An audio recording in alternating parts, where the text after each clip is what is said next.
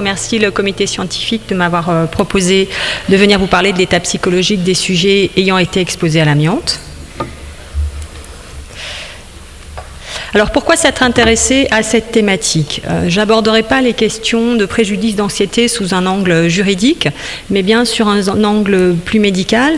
On a affaire, comme on l'a répété ces derniers jours, à un cancérogène certain, avec des pronostics de certaines pathologies, et notamment du mésothéliome, mais aussi malheureusement souvent du cancer bronchique qui est diagnostiqué tardivement, qui sont de mauvais pronostics. Du coup, se pose la question de la survenue d'une anxiété anticipatoire en se disant « j'ai été exposé, voire très exposé ». Qu'est-ce qui va m'arriver ? Deuxième chose, comme dans toute phase de surveillance, et plus particulièrement dans tout ce qui est dépistage, on doit toujours se poser la question de l'impact psychologique éventuel qu'on peut avoir en faisant une intervention. Donc on va aborder principalement ces deux thématiques. Donc première étape, est-ce que oui ou non, finalement, quand on a été exposé à l'amiante, il y a un retentissement psychologique, et notamment une anxiété anticipatoire ? Jusqu'en 2000, j'en reviendrai après pour expliquer pourquoi 2000, il y a assez peu de données, notamment à l'international. Les études qui portent sur l'information sur les risques liés à l'amiante, on ne retrouve pas spécialement plus de souffrance psychologique chez ces sujets-là. Il y a quand même une publi qui montre qu'en comparant des sujets ayant été exposés à l'amiante à des sujets non exposés, il y a une anxiété plus importante. Et il y a par ailleurs une étude très ciblée où dans un petit groupe, il y a 4 décès de mésothéliome. On propose aux 12 autres salariés qui ont fait la même chose un suivi post-exposition et on diagnostique à cette occasion 6 cas de stress post-traumatique. Mais c'est quand même des circonstances très particulières. Alors, je vous disais pourquoi 2000 ? Eh bien, parce qu'au début des années 2000, on vous l'a dit tout à l'heure, et hier aussi, il y a eu la mise en place du projet Apex Art Déco, dont on vous a déjà parlé à plusieurs reprises, donc je ne vais pas revenir dessus, mais c'était l'occasion finalement d'avoir une cohorte de grande ampleur de personnes ayant été exposées à l'amiante, d'où l'opportunité de pouvoir finalement explorer l'état psychologique. Et tous les résultats que je vais vous présenter par la suite, en fait, ils reportent sur différentes études qui ont été faites au cours du suivi depuis 2003 dans cette population, ou dans une partie de cette population. Alors, première étape, lors du premier suivi par scanner, il y en a eu 2 jusqu'à présent, en 2003-2005, uniquement sur les sujets normands, puisque vous avez vu qu'il y a 3 régions, Normandie, Aquitaine et Rhône-Alpes. Le professeur Paris décide d'étudier l'impact éventuel du dépistage, et notamment fait avant le dépistage une première évaluation. Alors, le choix à l'époque se porte sur un questionnaire qui est le Psychological Consequence Questionnaire. C'est en fait ou PCQ, c'est un questionnaire qui était utilisé dans le dépistage du cancer du sein pour voir l'impact psychologique. Alors, qu'est-ce qui ressort de cette première étape ? Si j'arrive à faire marcher la petite souris.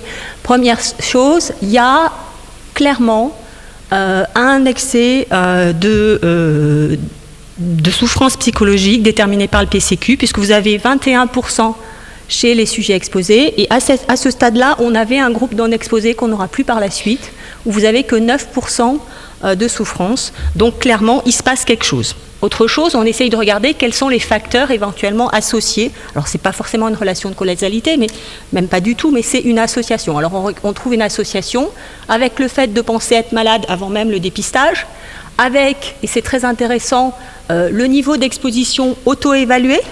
Et plus on pense avoir été exposé de manière forte, et plus finalement le risque de souffrance psychologique est augmenté. Également, le fait de connaître quelqu'un qui a eu une maladie liée à l'amiante, on retrouve finalement ce qu'on avait retrouvé dans la littérature. Et également, alors il y a toute une série de questions, alors vous avez les références des publications, et puis je vous ai mis pas mal de choses dans le texte, que quand les personnes ont une perception erronée des risques, il y a une surestimation des risques et il y a du coup un impact sur l'état de santé.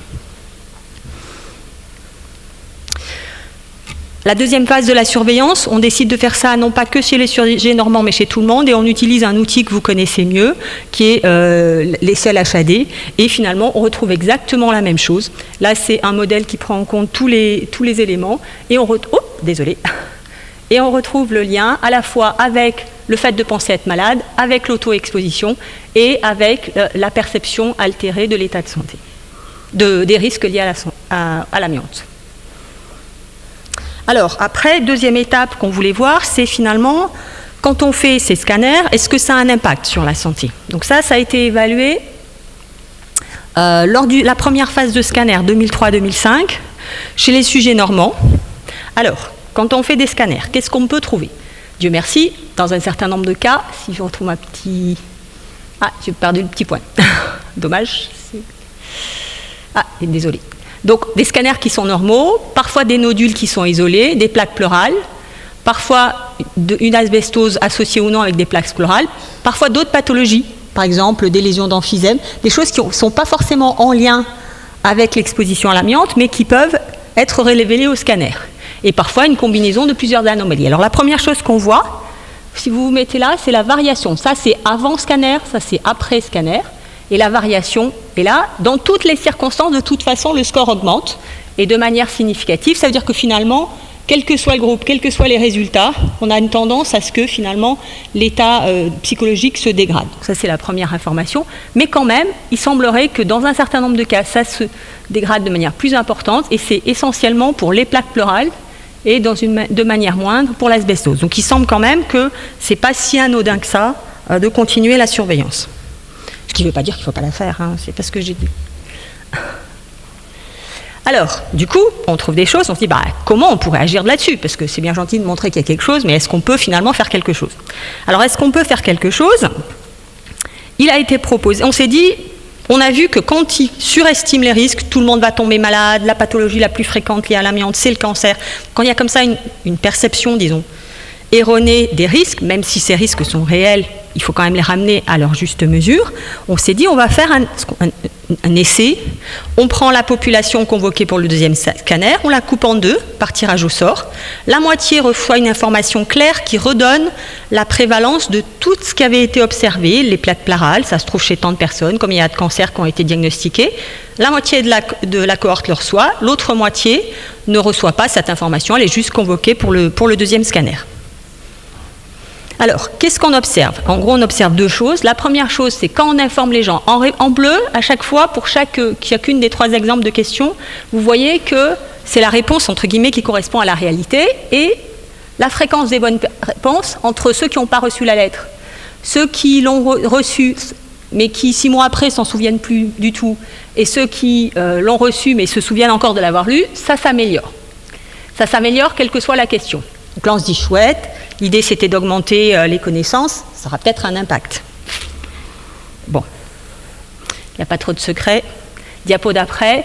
On a toujours, pour l'anxiété, à 6 mois après le scanner, et donc 6 mois après la réception de cette fameuse lettre, ou la non-réception, selon la situation, toujours les relations avec ce qu'on avait avant, hein, le fait de penser être malade, l'auto-exposition.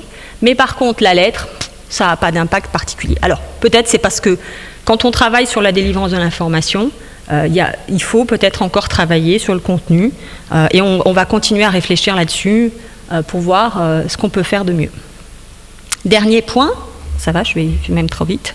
On s'est posé une dernière question. On parle de réparation en maladie professionnelle. C'est plus sur le plan financier. On se dit, est-ce que ça a un impact réparateur aussi sur le plan psychologique? Et puis moi, j'avais une autre hypothèse qui était de dire, finalement, une personne qui aura eu un dépistage. Alors, on lui a trouvé une pathologie, il pense que cette pathologie, elle est liée à l'amiante, il va tenter de faire une déclaration, ça sera reconnu ou pas reconnu. Je m'étais dit, si c'est pas reconnu, il peut y avoir un renforcement de l'effet négatif et donc un impact négatif sur le plan psychologique. Comme quoi les hypothèses au départ, c'est pas toujours confirmé, vous allez le voir.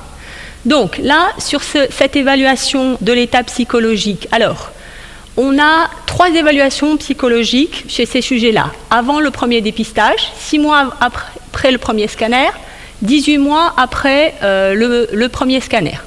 Et alors, 6 mois après, donc à T2, on leur a demandé, pensez-vous avoir une pathologie dépistée en lien avec l'amiante? Oui, non.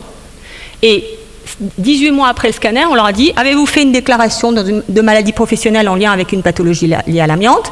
A-t-elle été reconnue? Oui, non. Déjà, comme toujours dans ce genre de choses, vous voyez qu'il y a des gens qui pensaient qu'on leur avait rien dépisté et qui n'ont pas eu de MP, c'est ceux qui s'en servi de référence.